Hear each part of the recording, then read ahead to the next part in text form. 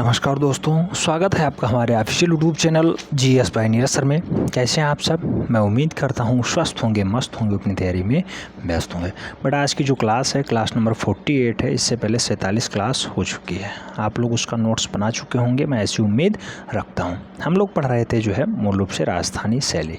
राजस्थानी शैली में हमने जो है स्टार्टिंग में पढ़ा था कि राजस्थानी चित्रकला होती क्या है। आप जानते होंगे राजस्थानी शैली को हिंदू शैली भी कहा जाता है। बहुत सारी शैलियाँ आई चली गईं, लेकिन राजस्थानी शैली जो है अपना प्रारंभिक दृश्य 16वीं शताब्दी के रूप में देखती है और अपनी चरम पे यानी उत्कृष्टता पे पहुंचने का काम 18वीं शताब्दी में कर पाती है। तो ये राजस्थानी शैली में हम लोग आज पढ़ने वाले हैं बूंदी शैली और अलवर शैली। बूंदी शैली और अलवर शैली को आज हम लोग पढ़ेंगे। हमने कोटा शैली कल पढ़ा था। कोटा शैली में आप जानते ही हैं कि कोटा शैली जो है मूल रूप से राजा उम्मेद सिंह के समय में अपने चरमोत्कर्ष पे पहुंचती है। कोटा शैली अस्तित्व में किसके समय में आती है? राजा राम सिंह के समय में आती है। और कोटा शैली में कुछ खास दृश्य दर्शाए गए हैं, जैसे शिकार संबंधित चित्र बहुत ही अच्छे से दर्शाने का प्रयास किया गया है। और जो है नारियों का जो है सुडौल और सुंदर दृश्य दर्शाने का प्रयास किया गया है, चाहे वो नाक छोटी हो, ढूंढी दोहरी हो, वक्षस्थल उभरा हुआ हो और कमर पतली हो, लहंगा ऊंचा हो। अगर पुरुष की बात करते हैं तो नाट्य कद वाले पुरुष। तो ये सारे राजस्थानी शैलियों में नाट्य कद के जो है पुरुष दर्शाए गए हैं। आज भी हम लोग बूंदी शैली पढ़ेंगे। यहाँ पर भी पुरुषों को नाट्य कैदी में ही मूल रूप से दर्शाने का प्रयास किया गया है। जो क्वेश्चंस बार बार पूछे जाते रहे हैं उनको आपको ज़रूर ध्यान में रखना है। बूंदी शैली की अगर बात करते हैं तो बेटा बूंदी शैली में बूंदी हड़ौद क्षेत्र का प्रमुख नगर है, जो हाड़ा राजाओं की राजधानी रहा करती थी। ये क्वेश्चंस पूछा गया है। हाड़ा राजाओं की राजधानी क्या रही है? तो बूंदी ही रही। यहाँ के राजाओं की वीरता, न्यायप्रियता और राष्ट्र प्रेम सर्वत्र जो है मूल रूप से आदर के दृष्टि से देखा जाता है। तो यहाँ पे राजाओं की वीरता को और यहाँ की न्याय प्रणाली को बहुत अच्छे से दर्शाने का प्रयास किया गया है। इसके जो है बहुत सारे प्रमाण मिलते भी हैं।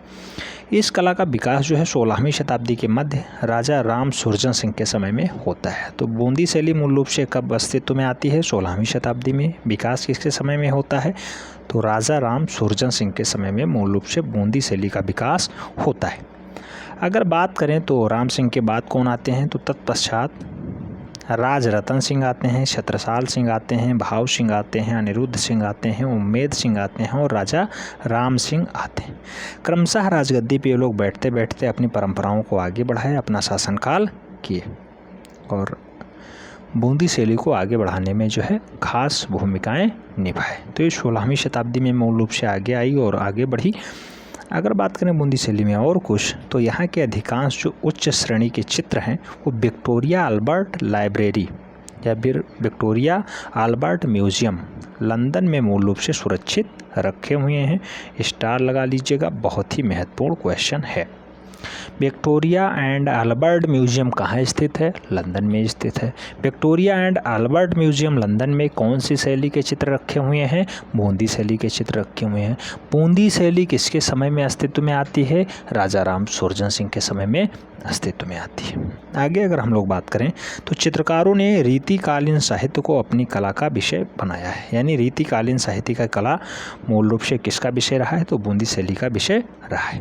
साथ ही रागमाला, 12 मास, आप जानते हैं रागमाला, 12 मास, नायिका भेदी, ये सारे जो हैं मूल रूप से चित्र सभी राजस्थानी शैलियों में देखने को मिलते हैं।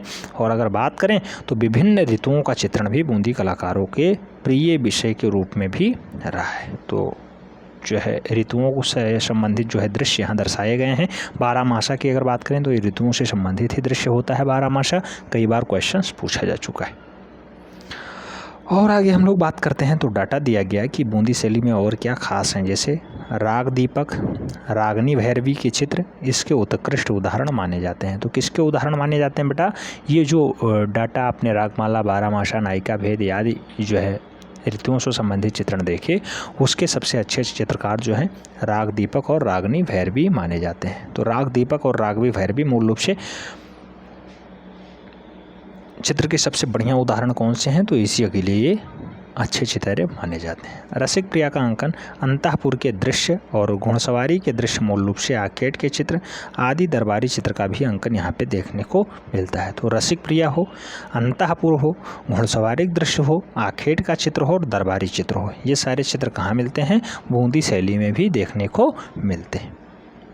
आगे अगर हम लोग बात करते हैं तो बूंदी शैली की एक प्रमुख विशेषता ये भी है कि प्रारंभिक बूंदी शैली के चित्रों में मुगल प्रभाव दिखाई देता है, बाद में शुद्ध शैली के रूप में भी परिवर्तित हो जाती है। यानी स्टार्टिंग में बूंदी में मुगल प्रभाव दिखाई देता है, लेकिन लास्ट में जब 18वीं शताब्दी आती है मूल रूप से मुगल शैली हट जाती है और पूर्ण रूपेण बूंदी शैली का जो है यहाँ पे प्रभाव दिखाई देने लगता है, यानी इतनी परिवर्तित हो जाती है।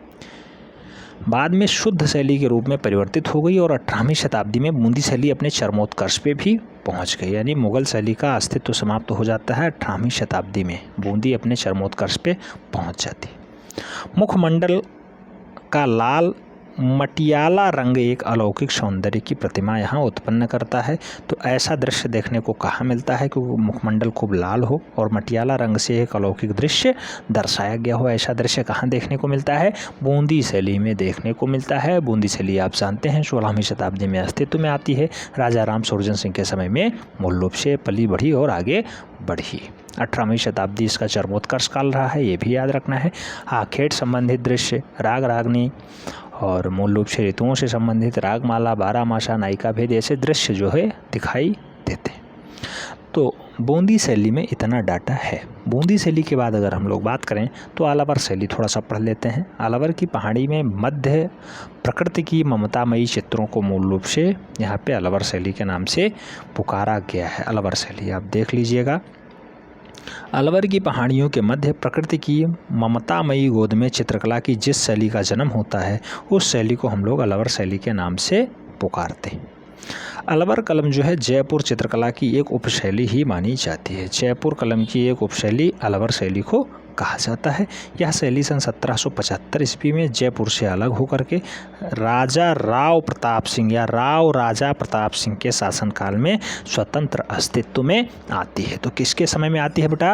राव राजा प्रताप सिंह के शासनकाल में 1775 ईस्वी में जयपुर शैली से अलग होकर के या अलग होकर के अलवर शैली के रूप में ये विकसित होती है।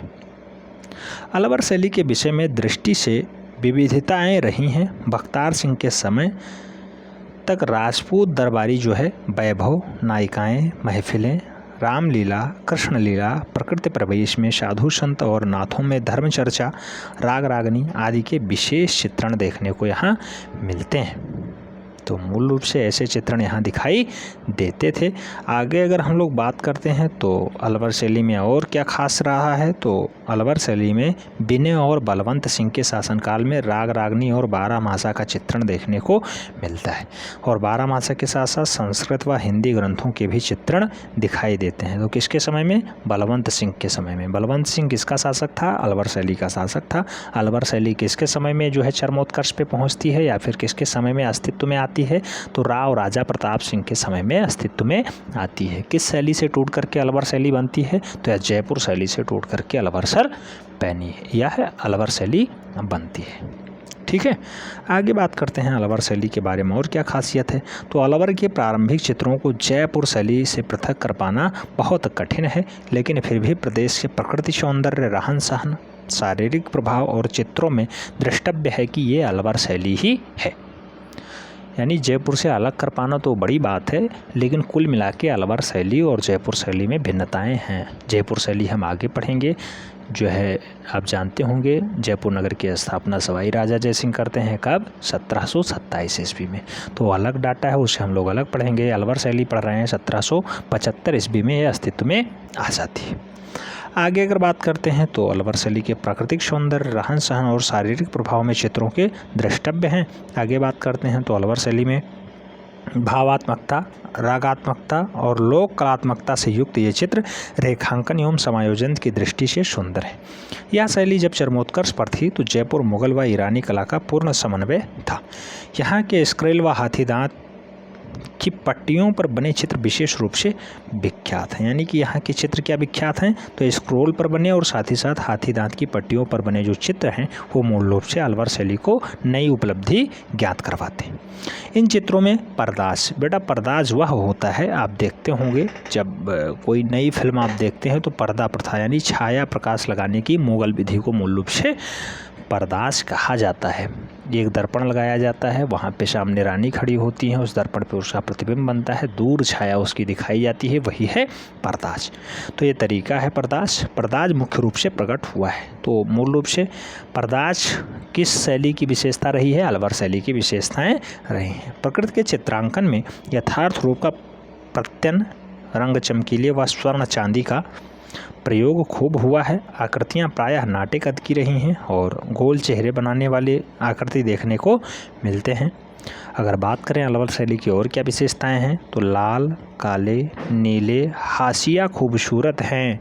अलवर शैली के प्रसिद्ध चित्रकार याद रखने हैं आपको, बलदेव, शालिग्राम और गुलाम अली मूल रूप से अलवर शैली के अच्छे चित्रकार माने जाते हैं, अच्छे चितेरे माने जाते हैं। अलवर शैली में जो डाटा आपको याद रखना है, राव राजा प्रताप सिंह को याद रखना है। 1775 ईस्वी में यह शैली आती है और मूल रूप से यहाँ के अच्छे अच्छे चित्रकार कौन से हैं, तो बलदेव, शालिग्राम और गुलाम अली हैं। तो मैं उम्मीद करता हूँ आपको यहाँ से कुछ सीखने को ज़रूर मिला होगा। मिलते हैं नेक्स्ट वीडियो में, तब तक के लिए जय हिंद।